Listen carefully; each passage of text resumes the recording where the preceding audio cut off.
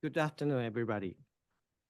I am Miki Yoshida, the Chief Executive Director of the Japan Institute of International Affairs.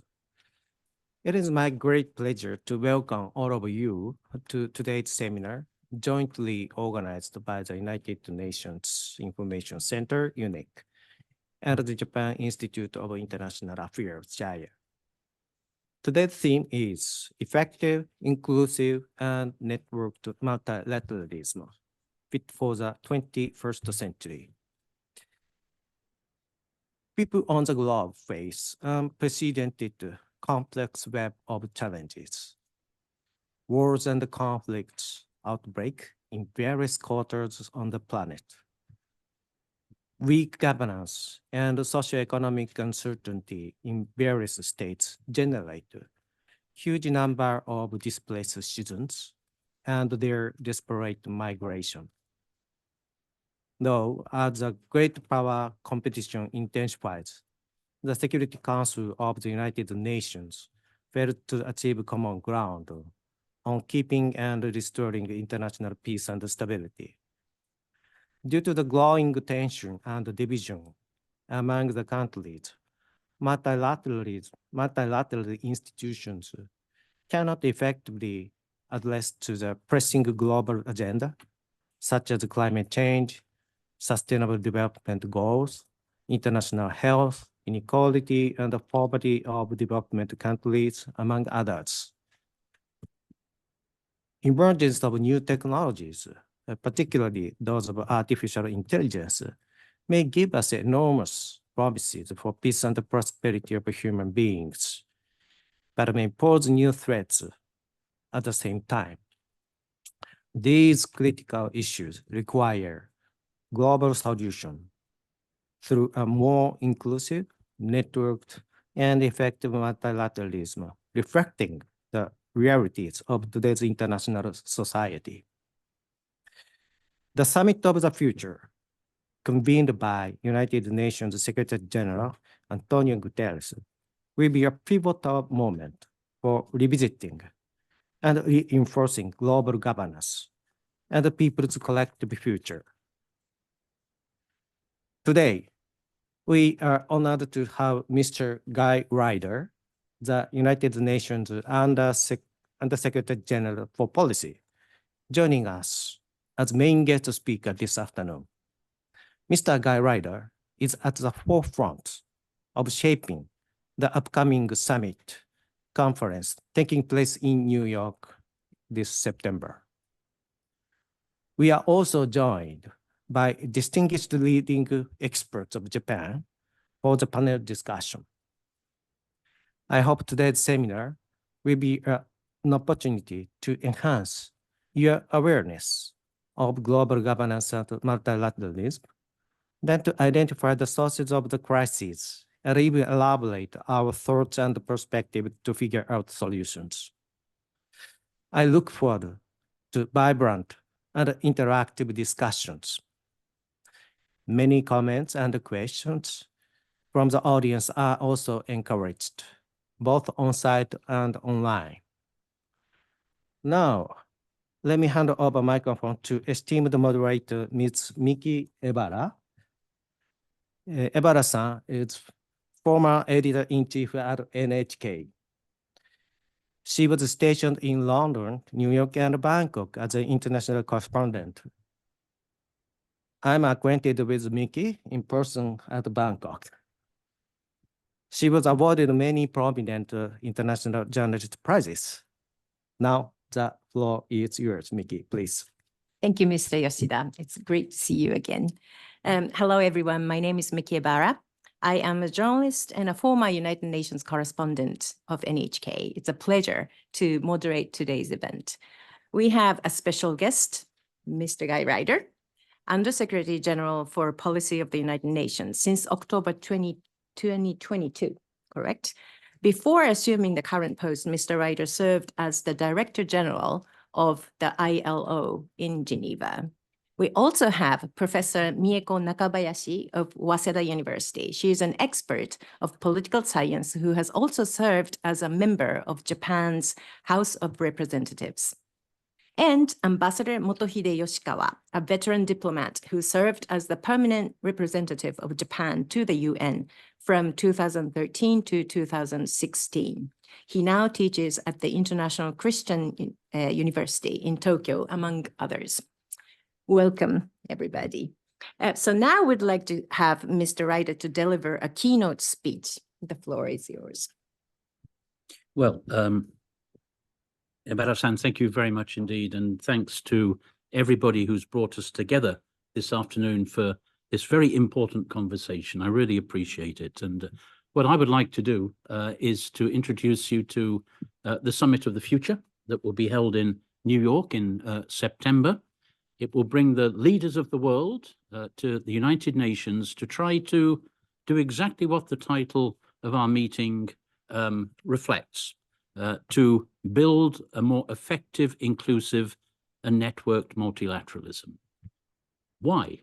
Why are we doing this? Well, I think the first thing to say is we live in a world of multiple crises, multiple global challenges.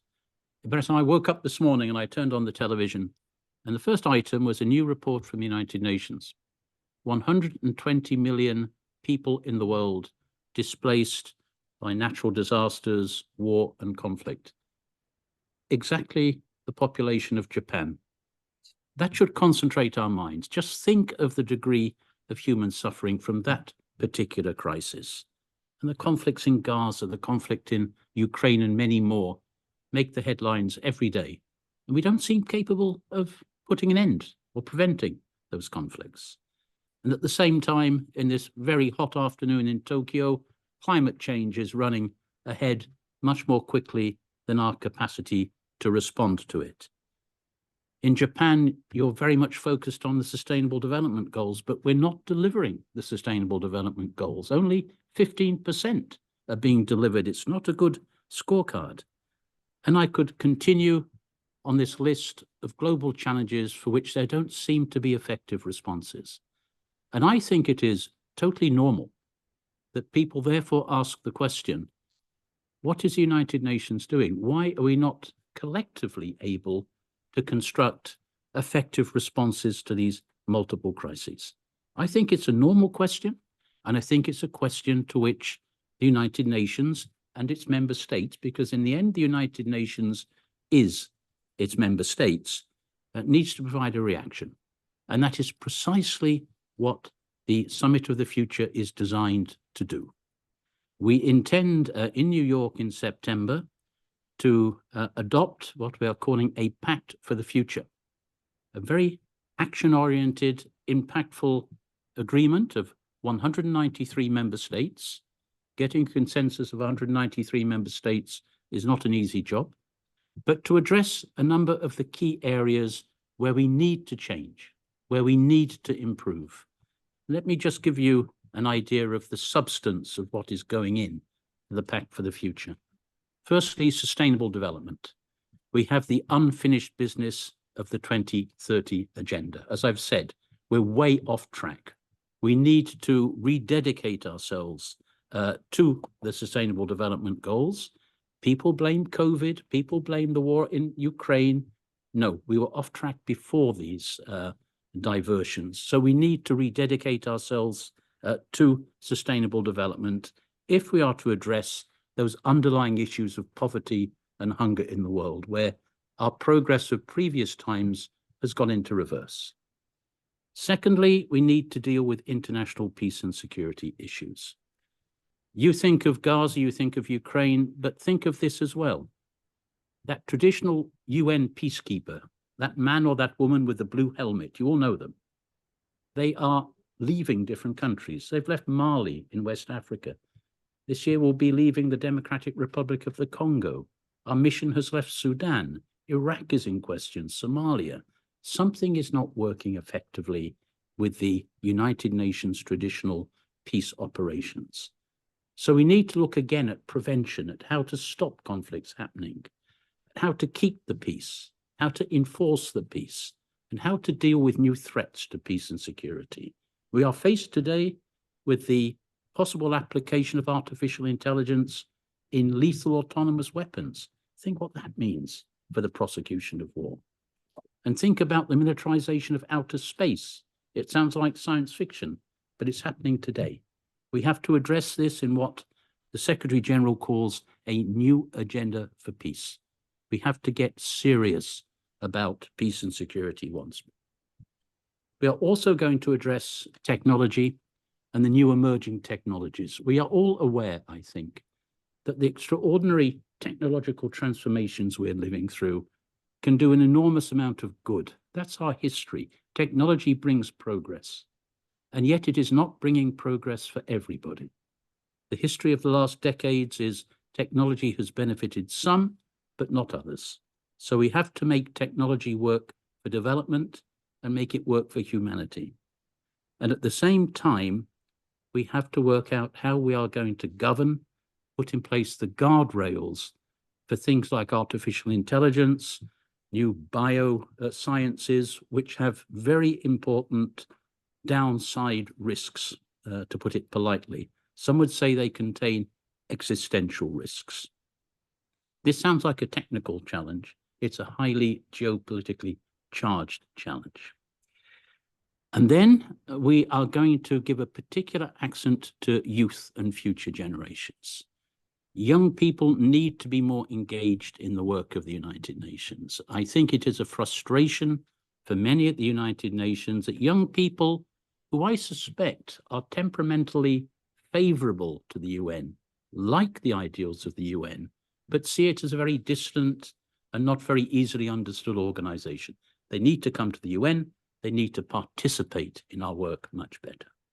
That's young people. Future generations is a different story. There are 1.9 billion young people in the world today. There are 10 billion people who have not yet been born, but who will be born by the end of this century. And the challenge that the Secretary General wants to take up is how to make the decisions we take today take proper account of those future generations. It's a question of method, and we have to take this on because it is at the heart of intergenerational solidarity and justice, and it's at the heart of sustainability. We want to adopt for the first time a declaration on future generations. And the last point I want to make is about governance. You know, any UN official who comes to Tokyo expects a conversation about Security Council reform. It's normally the first thing on the agenda. The feeling is that the United Nations and its governance systems today reflects the world of 1945, not the world of 2024. This is a truth universally acknowledged, but not acted upon. And I think there'll be a lot of pressure now to advance the issue of Security Council reform.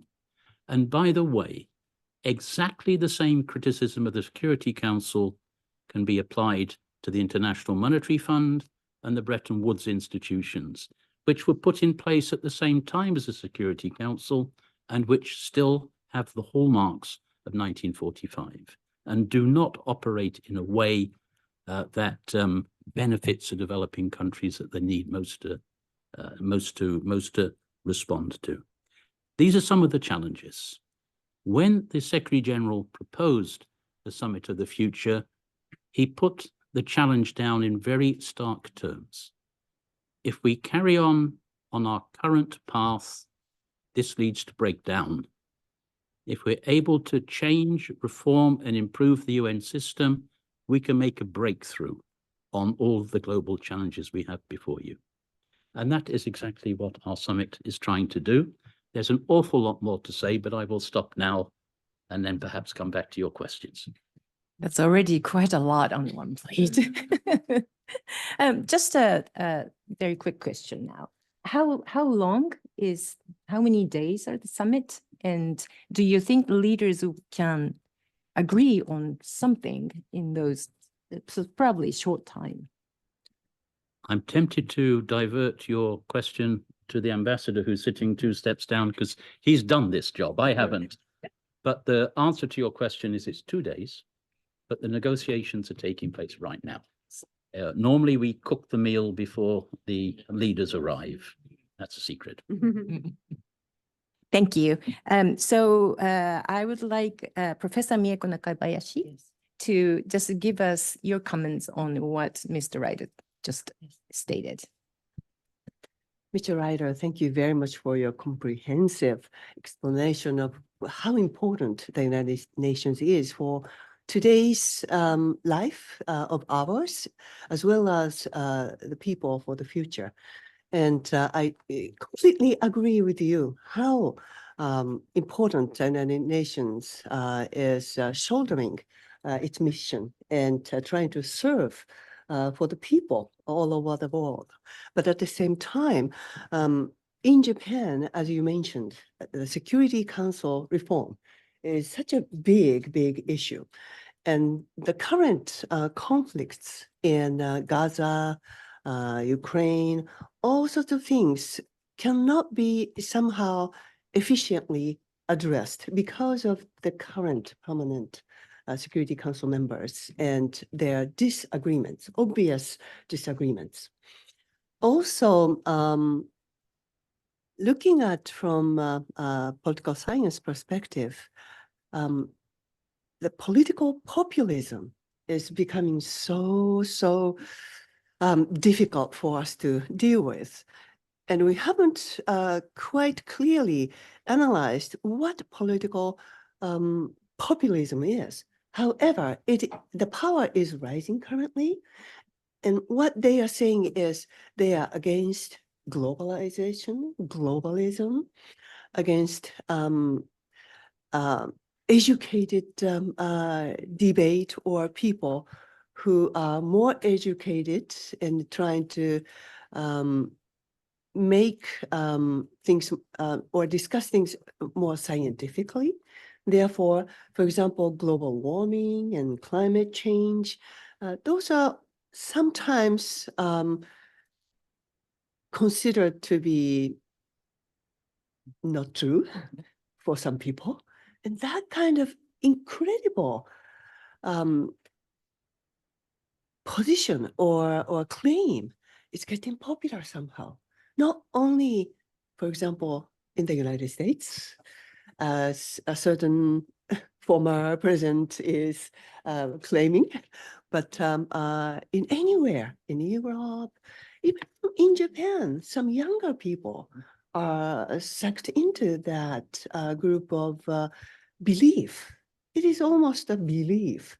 And for example, they oppose to vaccination, for example, and they oppose to immigration and all sorts of things. And they don't like globalization very much. In this difficult time of the political environment, we have to convince more people that we are such a good-minded force, and United Nations is one of the hopeful, very important core and key organization that we can rely on. And such I think a message and people who are trying to spread that kind of message to as many as people as possible in the world would be quite necessary. And I think it is urgent, rather, to discuss about the United Nations, globalization, and how we should deal with different types of people who are believing in a different world. So I would very much like to hear how you're thinking about the current trend of such a thing. And again, rising expectations on the United Nations. The expectation is getting higher and higher because we cannot resolve all sorts of difficulties in this world very easily. And the United Nations is the only organization that appears to be capable of doing lots of things. So that is my take first, and then I want to hand the mic to probably, yes, Ambassador. Thank you very much. Thank you for this opportunity. Welcome to Japan and Secretary General Ryder. Thank you for your presentation. I am a former diplomat, but today I came without being briefed by Gaimusho, so I'll speak my own views. I have a couple points to share with you as a reaction to what you have just said. I'll be brief.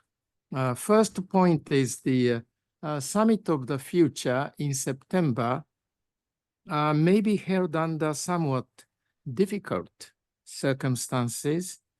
The fate of the two wars, of course, one is in Ukraine, the other one in Gaza, may cast dark shadow over the outcome of the summit. Under such circumstances, I think it is very important that the summit reminds us again the main principles of the UN Charter. I brought the UN Charter. First and foremost, any conflict should be solved by peaceful means, not by force. I'm certainly referring to the Russian invasion of Ukraine. Second point is the fundamental human rights should be promoted and protected, especially in today's context, in what United Nations people say called protection of the civilians under armed conflicts is crucially important. Even during the war, there are rules to obey. You cannot harm civilians. You cannot target schools and hospitals. What has been taking place in Ukraine and Gaza are cases in point. We all hope that the conflict in Gaza will soon find solutions based on a very important Security Council resolution, which was adopted only this week. And certainly the Russian aggression in Ukraine should stop. In this context, I wish to add that the concept of human security, ningen no anzen hoshou, human security should be emphasized. Human security highlights the importance of empowerment of each individual, and protection of the weak. My second point is the Ukraine and Gaza are certainly important conflicts to be solved, but unfortunately, they are not the only concerns of the world. You have mentioned the SDGs. I brought SDG badge, but carrying this, wearing it, doesn't solve the problem. Particularly, I find the one of the most important issues is the climate change. It is, of course, one of these goals.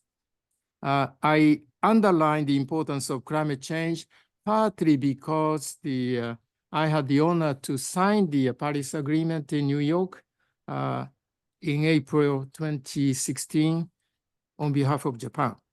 But mainly because the progress of the Paris Agreement has been very, very slow.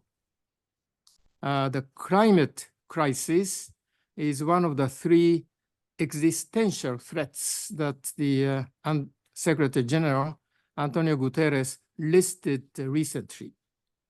But there is a clear agreement among UN members on actions to be taken to curb the global warming.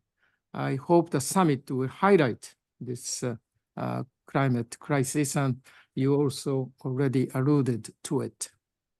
The third point, without mentioning this, I cannot finish. That's the one of the favorite topics of Japan, the reform of the Security Council.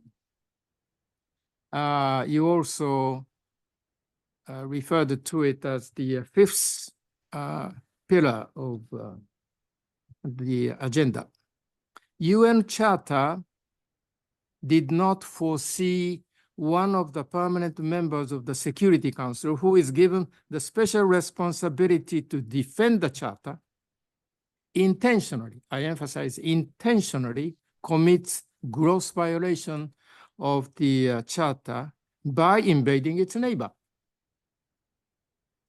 and the Security Council proposal to call for the end of aggression was rejected by the veto this permanent member was given by the Charter in compensation of this strong responsibility to defend the peace. There is a provision in the Charter that I quote, "A party to a dispute should abstain from voting," unquote. And there are views that this article should have been applied when a draft resolution was put to a vote in February 2 years ago. I'm talking about the not only reforming, but act according to the Charter provisions. This is before amending. Certainly, abolishing veto is difficult. But there is a consensus to reform the Security Council to reflect the world configuration of today, so that Security Council could regain legitimacy and effectiveness. And in order to do that, all you need is 2/3 majority of the entire membership. That means what? 127 out of 193 agree the draft. So it's not impossible.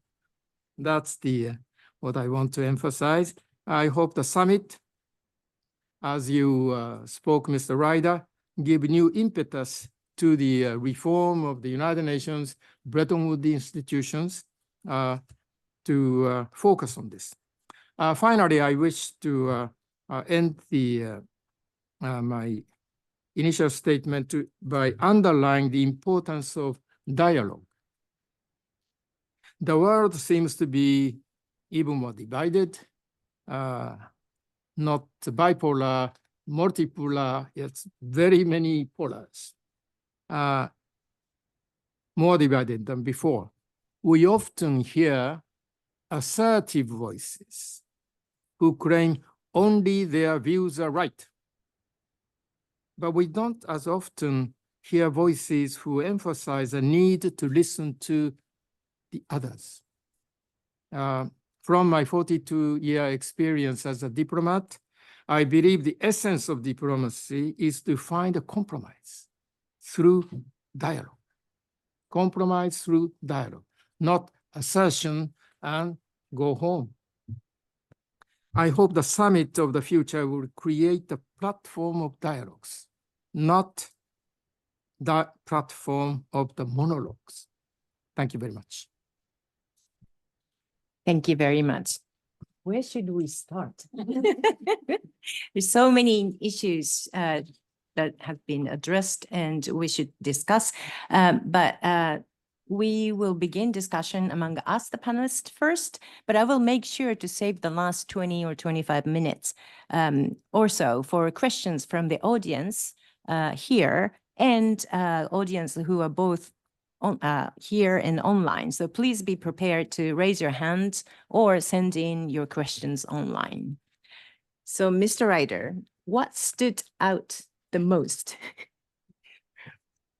Well, there are many things that stood out. The first thing I can say is nothing has been said which I disagree with. That's the first thing. But a few questions have been put on the table which I would like to reply to.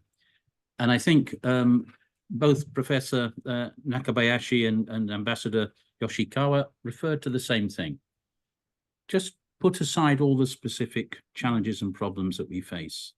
There is an underlying issue at the United Nations, which is a reflection of the world as it is today. We have the rise of an attitude in politics, I'm going to say everywhere. You can say in the United States, in Europe, you can tell me about other countries, which is basically that there is something contradictory between effectively defending the national interest and engaging in multilateralism. It's as if one thing is a negation of the other, reflected in not just my country first, and you can fill in the country, but every other country nowhere. This is the problem. I mean, let's be honest, any ambassador who comes to New York puts their country's interests first. I suspect, Ambassador, that you wouldn't have lasted very long in your job if you didn't put Japan's interests first. But it's the failure to listen, this failure of dialogue, the failure to look for consensus. And if you have that understanding of the national interest, multilateralism, almost by definition, becomes inoperative, because there is a logical contradiction between the two. And we are in a very dangerous position. If there is a crisis of multilateralism, and the Secretary General has said that today we are living through the most serious crisis of multilateralism since 1945, it comes from this attitudinal problem. And that, you know, plays through all of the specific challenges that we face. Let's take the challenge, for example, of climate change. I think it is indeed perhaps the most pressing existential challenge of the three that you've mentioned, Ambassador. We're simply not finding, let's hope we go to COP29, isn't it, in Azerbaijan in November, and we find some progress. But the problem here is that the world is divided. You know, people think that the people who caused climate change, and that's the rich, old industrial countries of the North, basically need to take responsibility for solving the problem.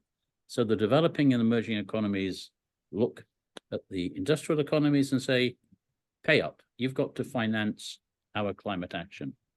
And we're not doing it. There is no meeting of minds. And I see now, I mean, look at the European elections which took place. The Green parties went down because people are scared that if we act on climate, jobs will be lost, living standards will be slashed. We have a real sticking point. And unless we're able to come out of these contradictions, we are going to find ourselves in deep trouble. And let me just say, many people talk about the loss of trust in the United Nations. People no longer trust the United Nations. I think it's not the right expression. I think, people think the UN is ineffective. It doesn't stop wars. It doesn't stop climate change. It doesn't deliver on the SDGs. Something which is unfortunate is that the failures of the United Nations, such as the paralysis of the Security Council, are highly visible, and everybody criticizes them with justification.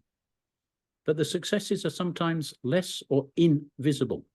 Think about that war that did not happen, that conflict that never happened because UN mediation succeeded. Nobody knows about it. So there is an asymmetry of achievement and failure, but a lack of effectiveness. Secondly, people think that the system, many people think the system is unfair. The developing world thinks that the system benefits basically the rich industrialized powers. Japan will say, of course, and with some justification, yes, the system, the power system reflects 1945, and that is unfair, and it's true. And the third problem is this problem of populism, this my country first. And unless we break out of these things, and I agree with the ambassador, at the Summit of the Future, we have to reinstate the readiness to dialogue, the understanding that the only way to defend a national interest is to engage in international action. There is no effective solution to climate change, to development, without multilateralism. Thank you. I want to develop our conversation still on the issue of trust or distrust. Even in Japan, where a lot of people are aware of SDGs goals, but then another group of people would say, do we even need the Organization of United Nations? Why do we need that? What would you say to that? Look, I've been puzzled, and I think I'm going to have to ask my Japanese colleagues to answer the question better than I can. I have always been puzzled that recognition of the SDGs, of this symbol in Japan, is the highest in the world. And how have you done that? Is it because you like the look of the colors? Is it because you've educated people? What is it? Because that coexists with these, to my mind, difficult to understand survey results, which shows the level of consideration for the United Nations is lower in Japan than practically any other country in the world. That is a contradiction which I think Japanese can understand better than me. Maybe it's historical, Maybe it's to do with security. I don't know. But I think that the response to it needs to be the United Nations reaching out better, working with our Japanese colleagues to educate, to explain, to convince. I don't think there's a shortcut, but it is a puzzle to me. Mm. Well, yes. I wear the SDG badge for the first time almost. Oh, today? Yes, because I'm not sure that it is proper to say this. This is simply a symbol.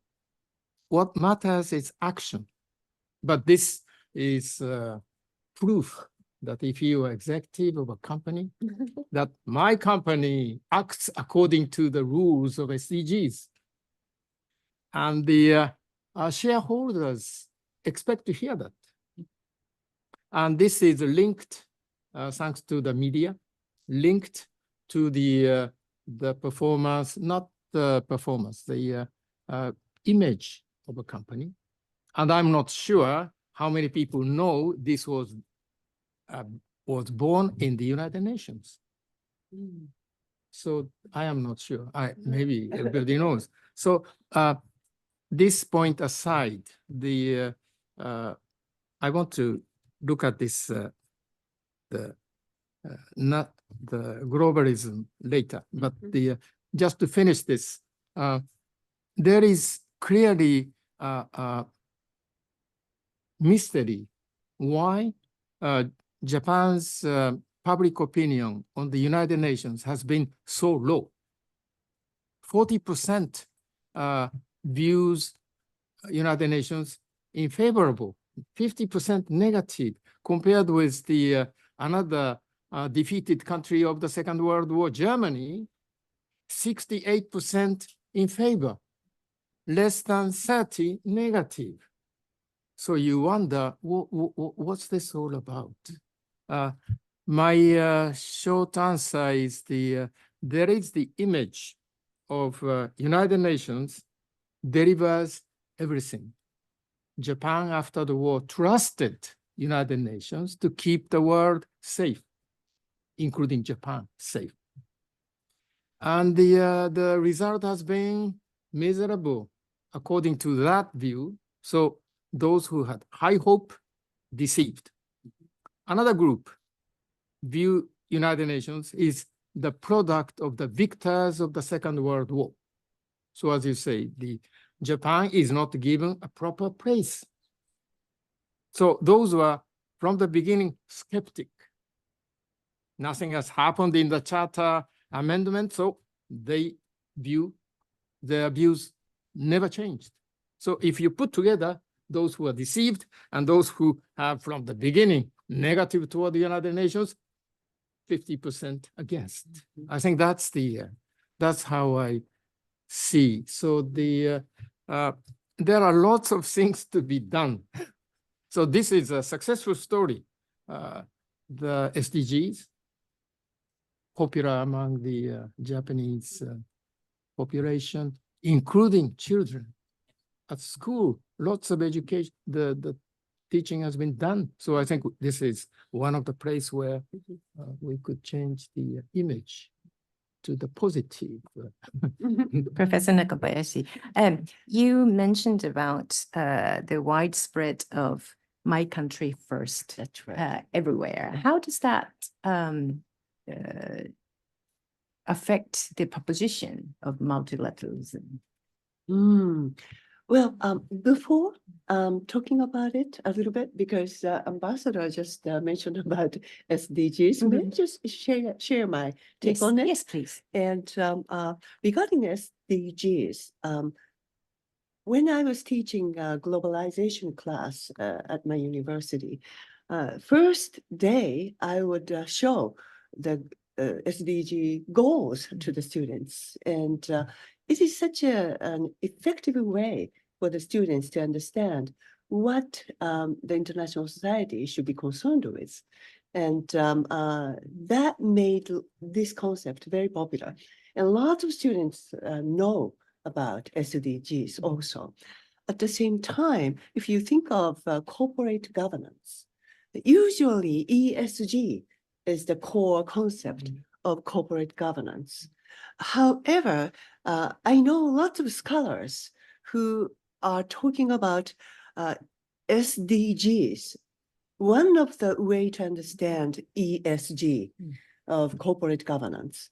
And because I also belong to a global business society, academic society, ESG and SDGs are critical for corporations to appear to the investors how they are doing well. And oftentimes, executives are rated whether they incorporated ESG type of thing or as well as SDGs, of course, into their job appreciation or evaluation. So it is becoming corporate culture even in Japan. So everybody's wondering after SDGs, what the United Nations would bring up to. So we may follow that one after that.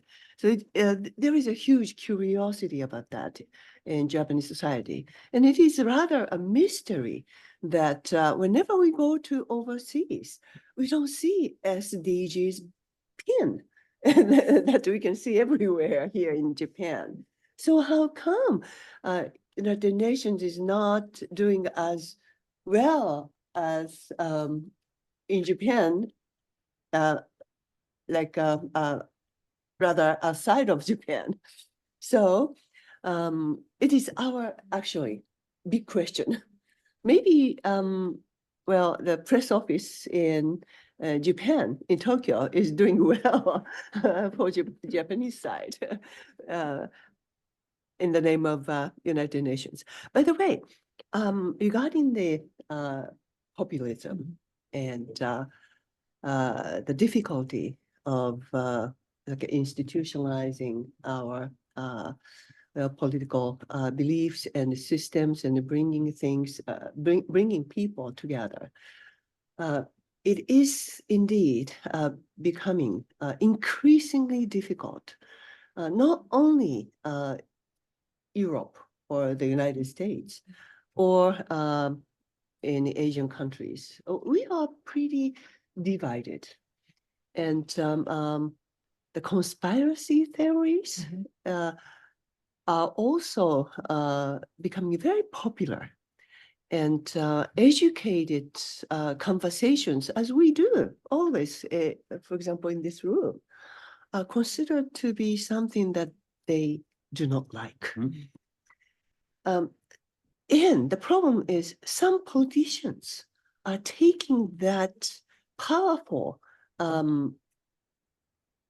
disagreement as part of their, I think, political advantage.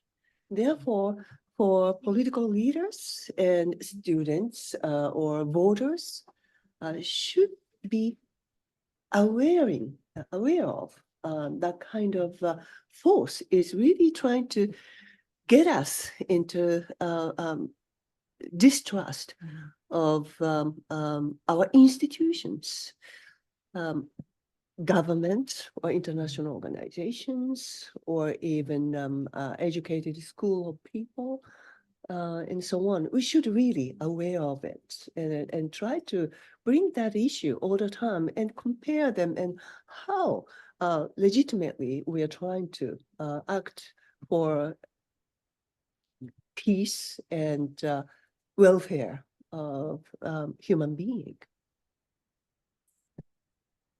Maybe I want to add something to what Mr. Ryder said at the beginning. Diplomats defend national interest. Yes. My university days professor, Sadako Ogata, used to say that to be a true nationalist, you have to be an internationalist. If you don't know what's happening around the world, history, the culture, listen to their views, you cannot defend your national interest because you don't know what it is. So I have to repeat this. to be a true nationalist, you got to be an internationalist. That means Japan number one, America number one, but diplomats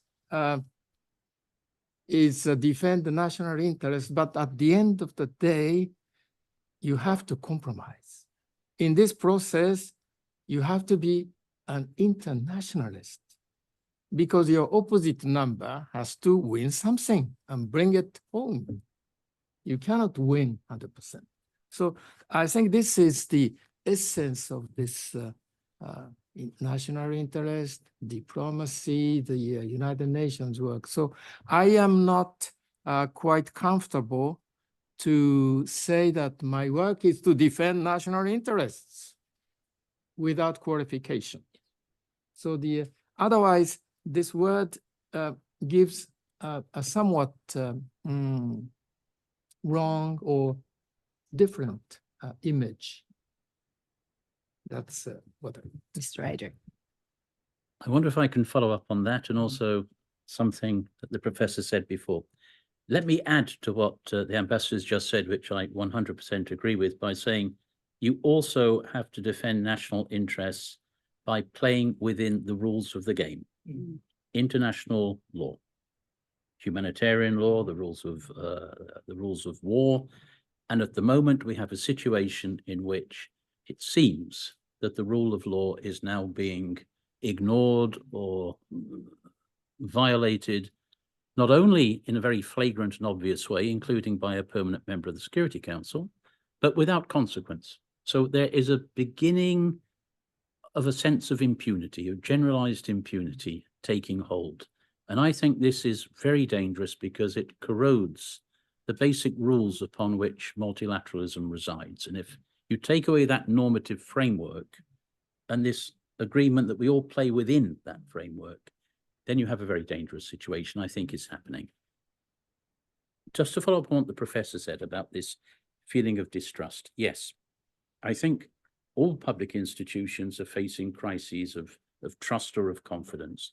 And one of the reasons for this, and you've alluded to it, is about how information is now shared in the world. We often complain, and I think with reason, that misinformation and disinformation is now forming public opinion in ways that it probably previously has not.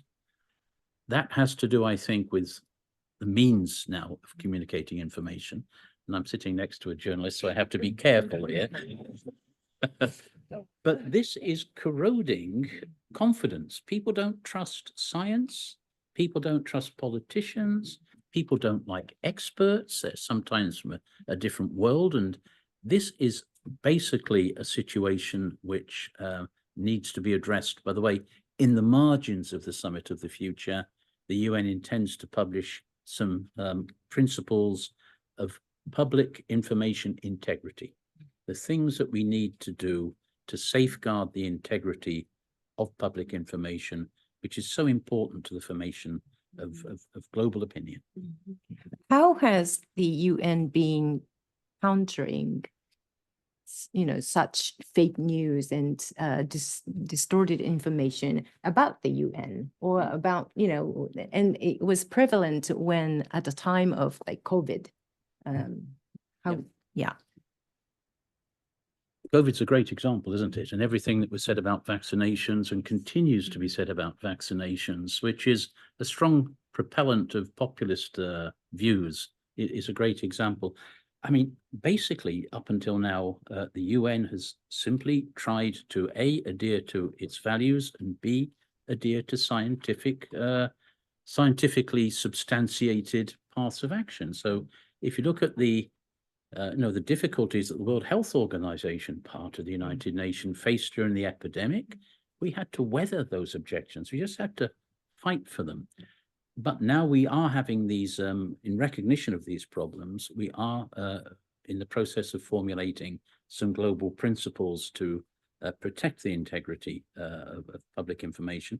And let me just say that one of the things that has happened with misinformation and disinformation is it has cost the lives of a large number of United Nations peacekeepers. because social media campaigns, conspiracy theorists have been used against peacekeepers, particularly in the African setting. And peacekeepers have been attacked and have died because of this type of conspiracy. So, yeah, the stakes are high.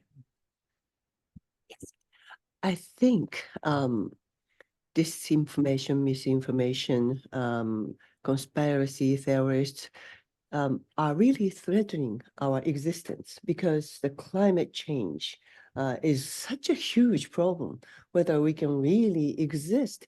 For example, 200 or 500 years from now, human beings can be extinct. So it is existential threat, whether we can really control such fake news and all sorts of misinformation. It is very important, and we need to discuss seriously about it. Otherwise, the climate change cannot be really addressed correctly. Thank you. Yes. I want to pick up what Mr. Ryder said, the importance of international rules. One thing we can observe through this Ukraine and the Gaza crisis is the role of international judicial institutions. International ICJ, International Court of Justice, has gave order to Russian Federation to stop the aggressions. International Court of Justice gave the order to stop bombing Gaza to Israeli government. These orders are mandatory, although the ICJ does not have a police to execute, but their action was very quick. Another institution, International Criminal Court, ICC, indicted President of Russian Federation for the war crime. And the members of ICC are obliged to arrest President of Russian Federation and transport him to The Hague.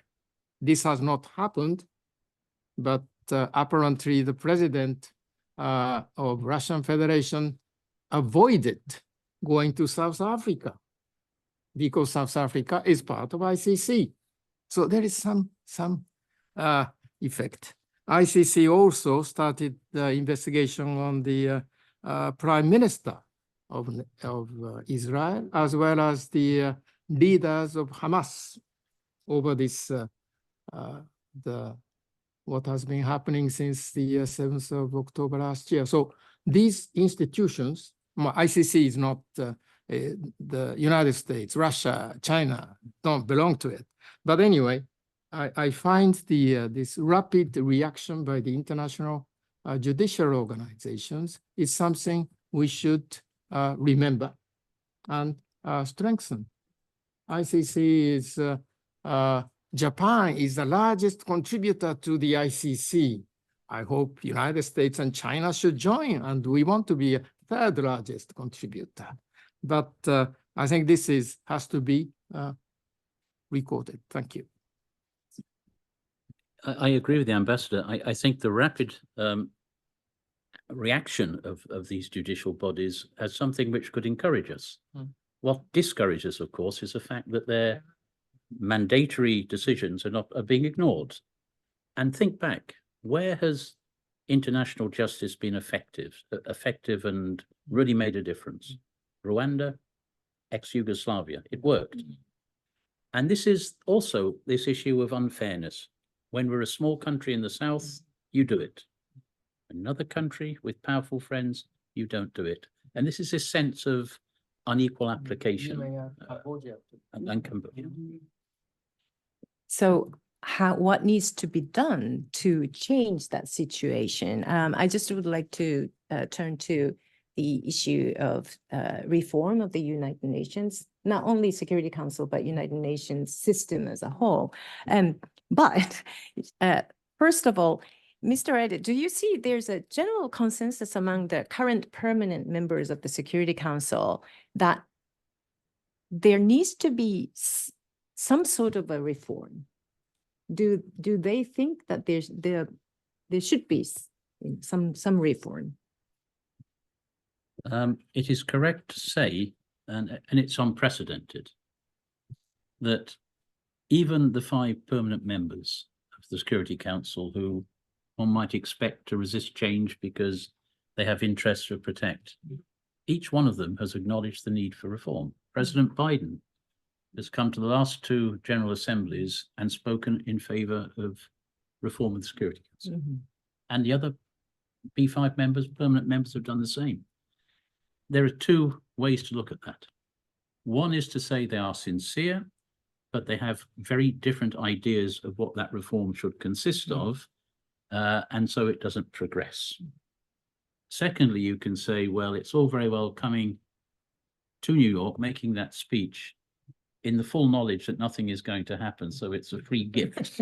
And, you know, the cynics amongst us say that's what's happening. I think there is, and this won't probably be very encouraging for a Japanese audience, I think there is consensus that Africa needs to be represented. I mean, everybody seems to agree on that. But of course, the problem is not reducible to one single issue. But, and the Secretary General will say this, Security Council reform, in his opinion, is on the table as never before. What was taboo is talked about. That doesn't mean, and we will not get a consensus on a solution in the summit of the future.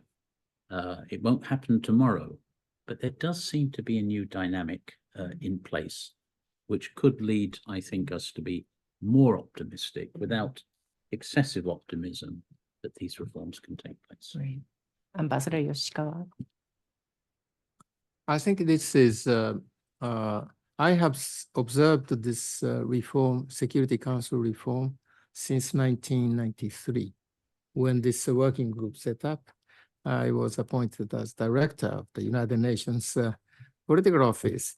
And I have been, I say it not because I was doing it, but I think it is the momentum is here.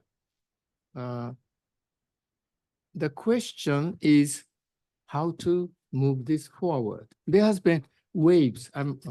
Maybe give me 1 or 2 minutes. There has been wave to change this Security Council. 1960s, this wave was done by the massive amount of independent countries led by India. So the membership grew. The number of Security Council members enlarged 11 to 15. Some permanent members objected to it, but happened. Second wave came with the Kofi Annan, 1990, 2005. It didn't work, but I think this time there is this third wave. But the wave has to be done. It doesn't come automatically. It's all man-made. So those who are not happy with the current setup, that it is not representing the world, should get together and move. If you have 127 countries, it will move. But it has to, it's not one shot. It's not a one-shot game. It has to be continued to push the ball. And I think this is, this third wave is, can be created now. Because there are so many countries who are not happy with the way it is done. But that's my view. So how is it going to be pushed forward? And Well, firstly, I absolutely agree with what's just been said. I mean, it's in the nature of these things that there is a moment of opportunity, and then it ebbs away, and then it comes back, and then it ebbs. It's back. It's back now for different reasons. Some of them are the divisions, strangely enough, in the multilateral community, which give new impetus to this. But the point is, there are very many. It's a fragmented call for reform. There are different groups Japan is in a G4 with different ideas of what the reform should look like and very different objectives in mind. So I do think what the ambassador has just said is key. You know, we need to have a critical mass of those who want reform coming together. It will require the type of compromise and dialogue that we've already talked about, and come up with a proposal which will simply be impossible for those incumbents of power to reject. And that's how it will happen one day. Exactly when, it's very difficult to predict, of course. I found it very interesting. In 2022, the General Assembly adopted a landmark resolution aimed at holding the 5 permanent council members accountable for their use of veto. That the General Assembly shall hold a debate on the situation as to which the veto was done. What was the atmosphere of the General Assembly like at that time? I wasn't in New York then. I hadn't joined the UN, but I've seen the consequences of that decision. Strangely enough, championed by a global power called Liechtenstein. I mean, it came from a small activist country, smart enough and active enough to bring together, exactly as we've just said, perhaps diverse views in a proposition which is quite simple and universally acceptable.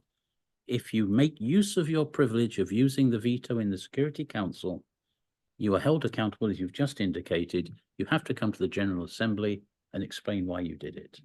Now, that might sound very soft. It might just look, well, you just have to make a speech.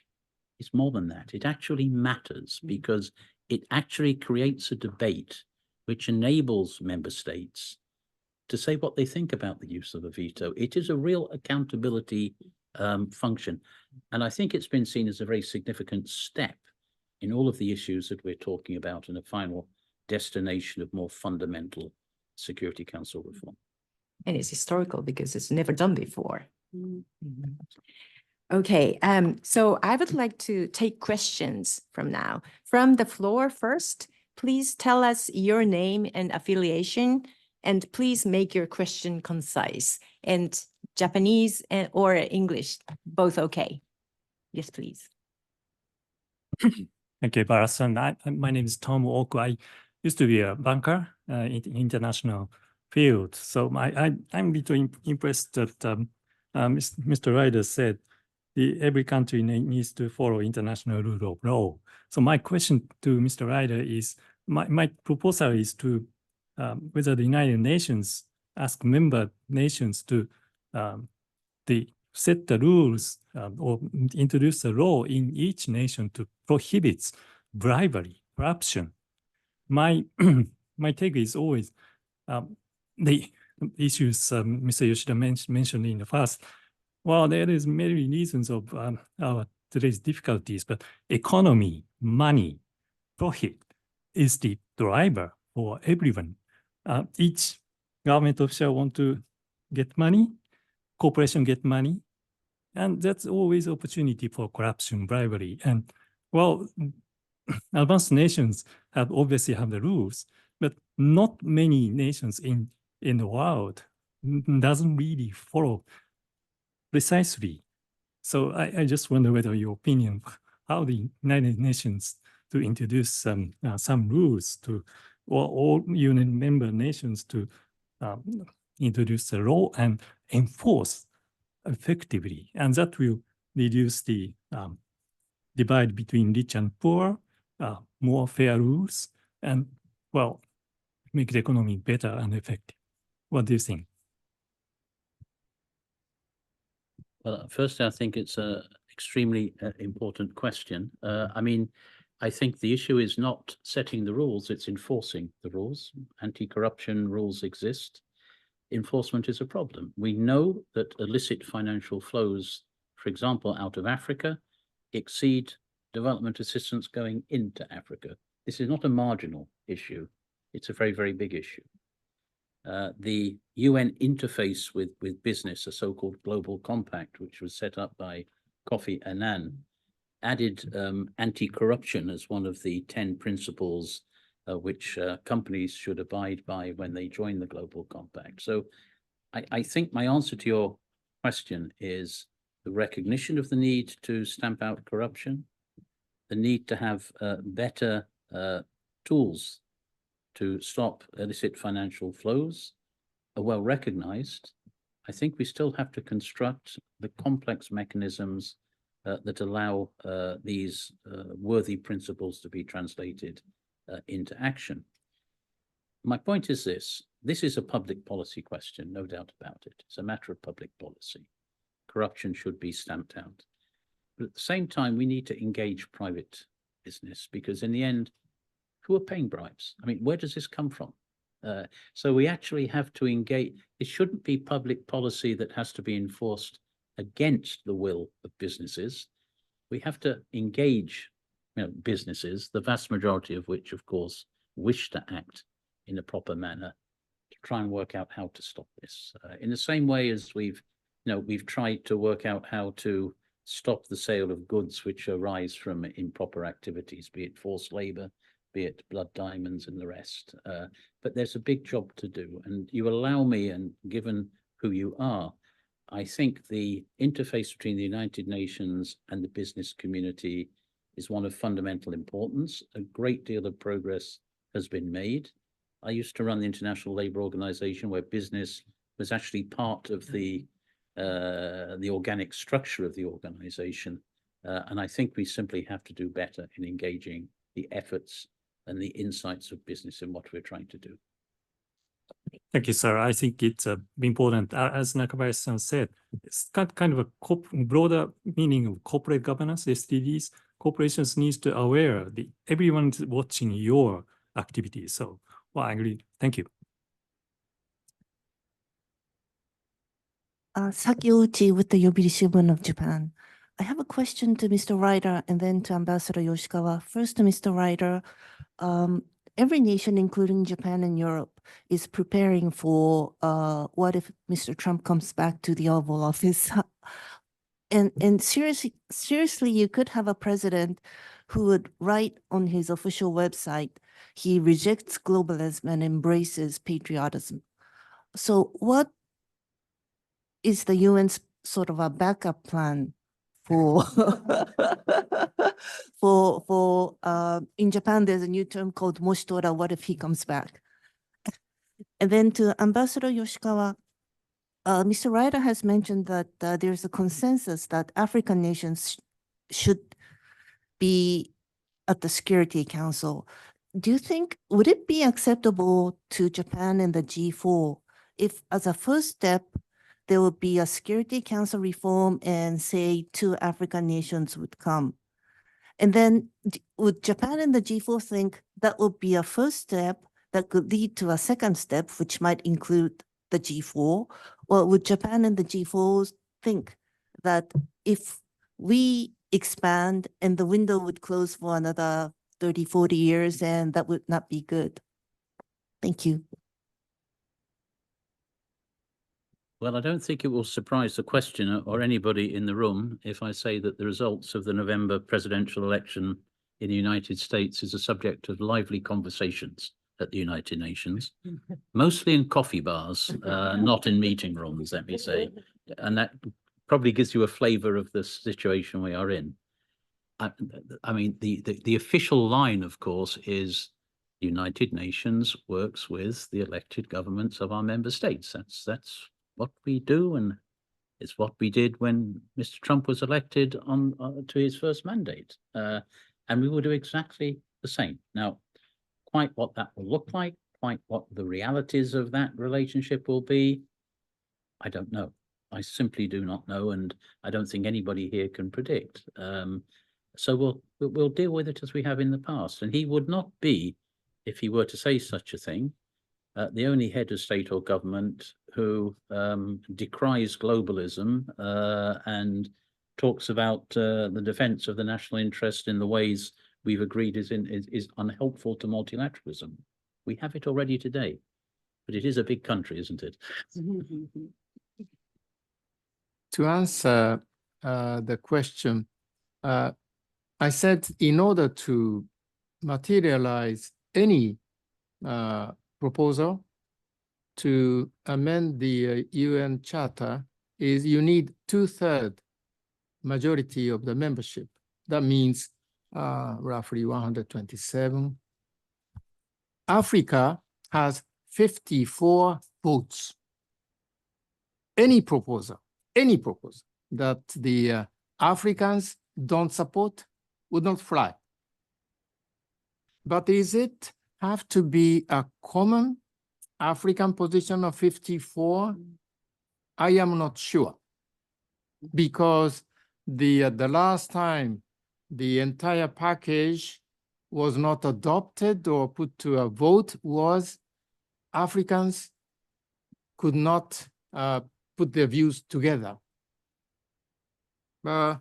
Hypothetically, maybe we could have gone to the G4 and put on a vote. Maybe Africans, 30 may come to this idea, 20-something stay. But this was not tested. Africans didn't want their group to be divided. So and now I have no responsibility. So I can say I would have put the vote without having the consolidated African support. African, each one of 54 would think what is the best for them. I am sure those who think they are dominant powers in the African continent may come. So we don't know. We don't know. One thing is clear: without African votes, nothing happens.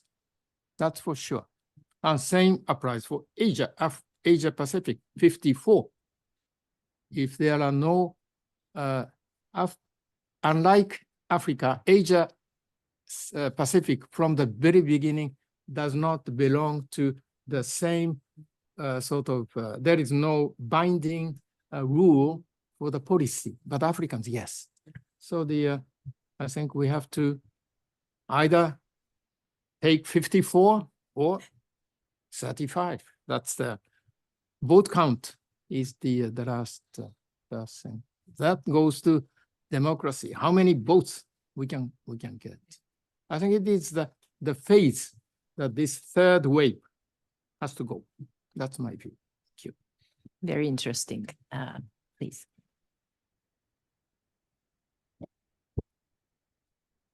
Thank you very much. My name is Sho Kawakita at Kyoto News, Japanese news wire service. First of all, thank you very much for having this enjoyable and exciting discussions. I really enjoy it. And as we know, the UN is a convening power. So I think it is right time and right decision to hold a summit for the future at the very time when the world is so divided, to go beyond the reality and to seek for the common future vision. Having said that, each country envisions a different future. So Russians and Ukrainians have different future vision, and Israeli and Palestinians have different future visions, and G7 and the BRICS have different future vision. So my question is, what principle do you consider to be a common ground for the pact for the future? Thank you. It's all up to the member states, I know, Yes. but from your point of view. You've answered essentially you've answered for me, but I want to say something slightly different from that. Firstly, thank you for what you said. I mean, there is a current of opinion that says, given the difficulties of the moment, the shadows, as Ambassador Yoshikawa said, that are hanging over the international community, isn't this a crazy time to have a summit of such fundamental importance, the success of which depends on getting 193 member states to reach a consensus? We need a consensus, by the way, for this. And the answer to that one, of course, is the one you've given. It is precisely because the shadows are so dark, the problems are so urgent, that we need to have this summit. It's exactly the right moment. It's the worst and it's the best moment. So we must do it. What is the common ground? There are two answers, two complementary answers to that. The first piece of common ground, and it's been said already by one of the panelists, is the Charter of the United Nations, the basic international law of human rights and humanitarian behavior. This is the common ground that any member of the United Nations has already subscribed to. Nobody has to take a decision on that. And it is a sad comment on the circumstances of the moment that that common ground is not really respected, and not everybody stands on that common ground. Thereafter, because that is the basics, that is the bottom line. But thereafter, we really do have to start constructing agreements, international consensus in areas where it has proven extremely difficult. Now, the ambassador has not only spoken about, he signed the Paris Agreement. That should be common ground. And yet, we're not acting effectively to give follow-up to the Paris Agreement. And I'm afraid to say successive COPs have failed to do that. But that has to be done. I think we have to come back, and Japan is particularly attentive to this, to common ground in respect of peace and security and disarmament. Military spending is reaching record levels. Nuclear non-proliferation is not going in the right direction. We have to come to common ground about how we are going to govern artificial intelligence. There are many artificial intelligence initiatives out there at the moment. The Hiroshima framework, the European legislation, which is quite far-reaching, the approach in the United States, which is, as one might expect, a more permissive approach. Are we going to come together and have some basic global consensus around that? Other things are coming into focus. This might sound somewhat exotic, but governance of outer space is on the table. Are we going to allow the militarization of outer space? How are we going to exploit the resources in outer space, which is not, as I've said, science fiction. It's now an actual discussion. Now, we have to work to establish the common ground. Some common ground exists. Other areas of common ground have to be identified. And the summit will demonstrate how far we're capable of breaking new ground, breaking new common ground. May I want to add same topic that Mr. Ryder spoke. As far as I see, the three existential threats that Antonio Guterres has been saying is not well shared here in Japan. Number one is nuclear threat. In Japan, people speak all the time nuclear threats, and but Antonio Guterres put it as the first existential threat. Now, not 10 years ago, now. Second, what he says is the climate change, climate crisis. And the third is the uncontrolled artificial intelligence, uncontrolled artificial intelligence. And this is what Pope Vatican spoke on January the 1st. This danger of artificial intelligence. Now, Prime Minister has convened a small committee, but Pope has been saying from the day January 1st, Guterres has been saying this for quite a long time. I feel this, there is a certain gap, my personal view is, it is more in front than in Japan. That's how I see. So I think it was very useful that Mr. Ryder pointed out the space, the AI, and the nuclear. Thank you. Thank you. I'm Norishika Kanye from Keio University. I am also one of the independent group of scientists who prepared GSDR last year. I have three specific questions. First is post-2030 agenda and its framework. It was for the first time mentioned in the revised draft document, and 2027 is considered to be the time to start the discussion, but it also mentioned that discussion should be going before 2027. So I wonder what would be happening after 2024 Summit of the Future. So that's one question. Second is sustainable development governance. It was also mentioned in the draft that enhancing ECOSOC is one of the ways to enhance SDG implementation. But among us who are working on the governance for sustainable development internationally, we've been discussing the possibility of security sustainable development council, or turning Trust Dispute Council into Sustainable Development Council. So I wonder if there's any kind of debate like this in the discussion. And the third is about beyond GDP. That is also mentioned in the draft, but it only mentioned that expert high-level group will be established. But I think that doesn't necessarily the only thing that we can do. So I also want to know what's happening there. Thank you. Well, thank you for those three very well-informed questions, let me say. On what's going to come after the 2030 agenda, this debate is now current in New York. And as you have correctly indicated, in the current draft of the Pact for the Future under negotiation, there is a suggestion that this issue be raised in 2027. Now, this, I mean, without going into too much detail, because it would be speculative, the reality is this is quite controversial. A lot of the developing countries are very nervous about advancing discussion of the post-2030 agenda, I think for the very obvious reason that it would bring with it the risk that we would give up on the 2030 agenda. If we already start saying, well, what comes next? At a time when the 2030 agenda is very badly off track, it almost sounds like you're giving up. It's like you're halfway through reading a book and you're getting bored, so you get the next book.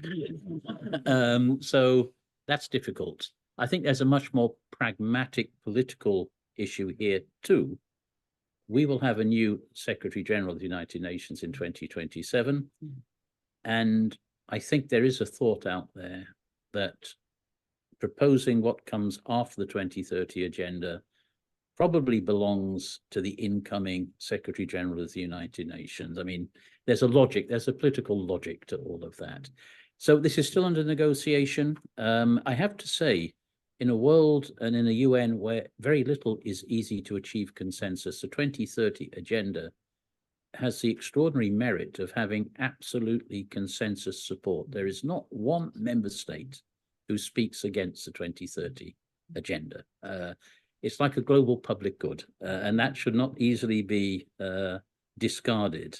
And there's a current of thought that the best thing to do after 2030 is to play extra time, 5 more years of the 20, 10 more years. I mean, these are one of the options being talked about, but obviously it's in the hands of member states and we will see. The idea of setting up a Sustainable Development Council, or even an Economic and Social Security Council, these have been around for a while, these ideas. I think the center of gravity of discussion, I make no comment on the merits, but people are really talking about ways to reinforce the existing ECOSOC, I think, in probably more accretional, sort of gradualistic ways than setting up an entirely new mechanism. There is a bit of a feel out there that we don't want too many new mechanisms. We want to make existing mechanisms work better.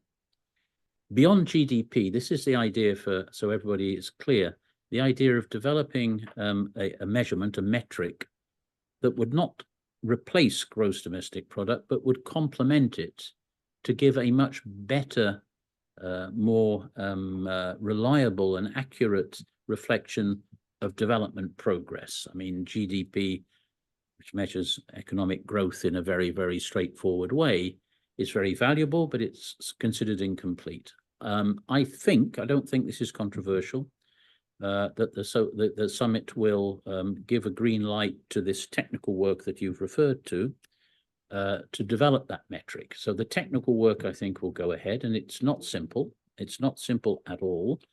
The question then is, what use, what political sanction and use will be made of that new metric? And I think many of our developing country colleagues say, well, we want this new metric to be used to decide on eligibility for concessional financing. I mean, you know that GDP is used now, and if you get to middle income level, things change. GDP plus could be an antidote to what they see as the inequities and the problems with that. There is another side story here about the multidimensional vulnerabilities index, but that's a more complicated story. Okay, thank you. We have only 3 minutes to go. There are many questions from online and a couple from the youth. So I would like to ask Mr. Ryder, do you encourage the youth from Japan to participate in the summit? And you mentioned in the beginning that young people should be more involved in the work of the UN. What is your advice for young people to how to participate in the work of the UN? Also, one more about from what's called Africa Diaspora Network Japan, people from Africa living in Japan. Is there any fund for, I think he means an organization willing to attend Summit of the Future? On the first point, on youth participation, there are 2 or 3 points to be made. I'll do it very quickly. Firstly, this pact that we are negotiating will have a chapter on youth participation. And the aim here is to make the inclusion of youth in decision-making systemic and meaningful. We've come a long way in the UN. Youth get invited. Youth representatives come a lot to the UN.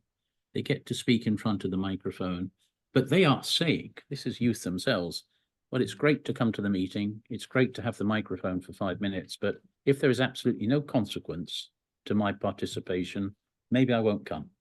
So it's about the meaningfulness and consequences of participation. This is very important. So this will be something which the Secretary General will want to see included so that youth actually have an active participation in the UN systemically. That, by the way, has to be grounded in effective national youth participation. So we want to see national youth councils in all our member states, and we want also to see youth representatives included in national delegations to the Summit of the Future. The Secretary General has written a letter to all heads of state encouraging that youth be on board. To help in all of this, on the days before the summit itself, we are organizing 2 action days. One of a half day in those action days will be a youth-led event. The Secretary General has recently appointed, for the first time in UN history, an Assistant Secretary General for Youth. We have a Youth Assistant Secretary General with a secretariat, with a budget, who will be organizing this youth event. So it's not old people organizing an event for youth, it's youth organizing an event on youth issues. And I think this is qualitatively different.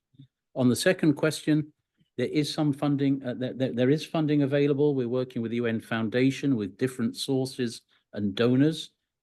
I have to be very honest, resources are not unlimited, and the UN itself has very limited resources, but efforts are being made to mobilize resources to bring people to New York.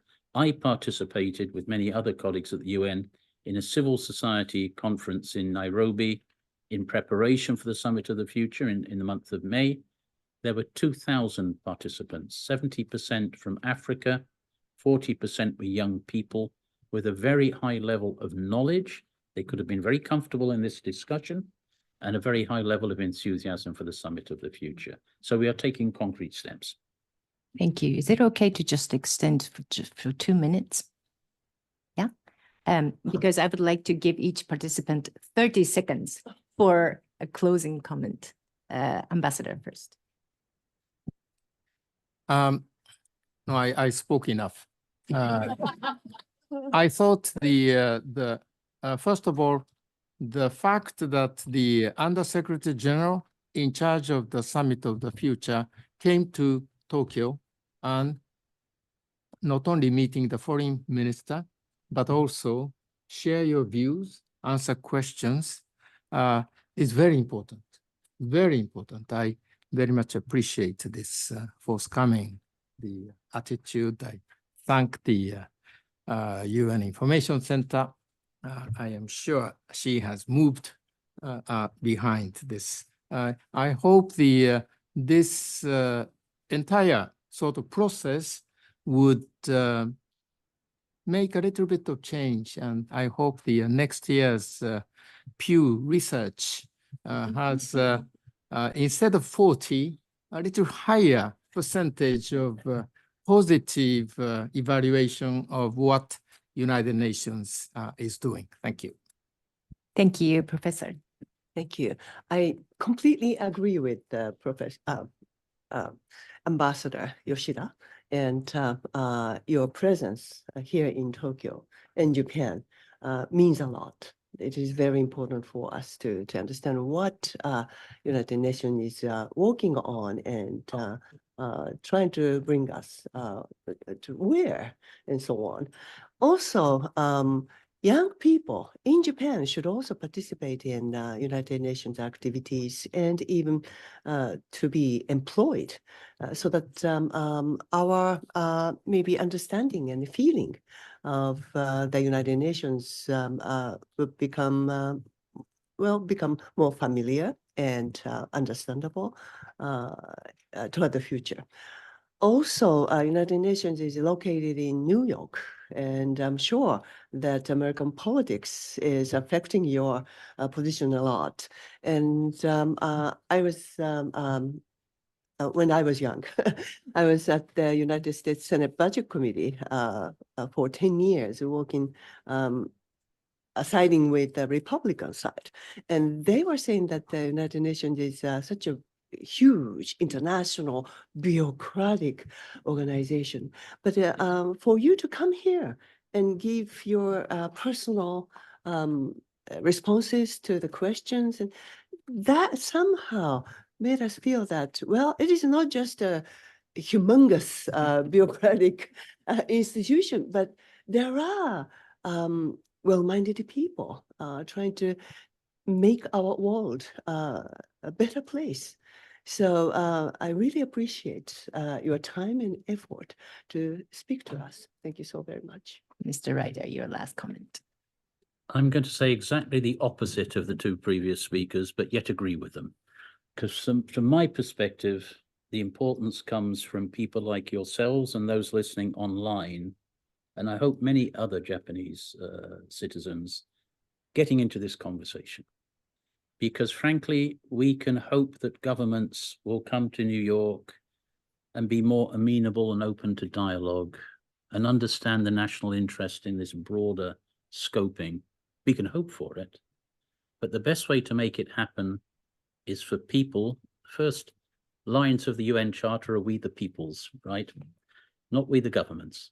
We have to get to the peoples.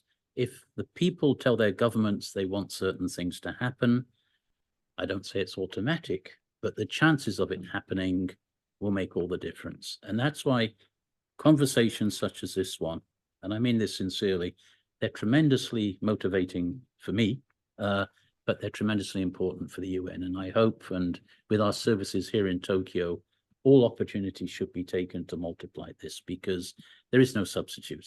Otherwise, the UN will be a distant, remote organization, that humongous bureaucracy, which people instinctively don't really like very much. So we can do better.